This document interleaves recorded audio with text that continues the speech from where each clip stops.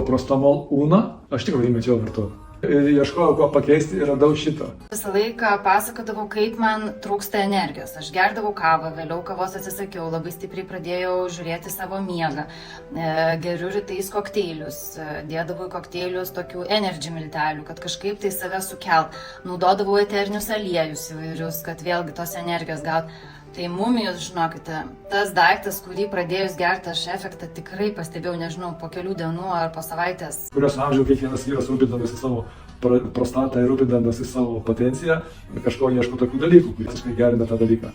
Tai aš susiradęs šitą produktą pradėjau vartoti, ir jaučiuosi tikrai geriau tokias lėtoje srityje. Kada ne viską labai suprantu, kiek tai pagerina mano organizmo funkcijas, bet aš savo amžiai vis tiek prisižiūrėdamas dar pasportuoju ir užtenka tų jėgų treniruotėm, ir užtenka energijos dar dirbti darbus. Ir jaučiuosi pilnavertis vyriškis, kas mano metuose irgi labai svarbu. Tai man labai padarė įspūdį, Mumio man suteikė energijos. Ir rimtai, čia kažkoks kosmosinis eleksyras, jis ten šimtus, jei ne tūkstančius metų formuojasi kalnuose, Himalajuose, Sibire ir jį vadino senovės gentis kalnų dievų krauju. Ir aš tiesiog džiaugiuosi, kad šitas dalykas atėjo į mano gyvenimą, nes grinai, pabandykit patys iššauni va tokią kruopelytę ir iškart akis prasimerkusios. Efektas yra, žinokit, tikrai nerealus.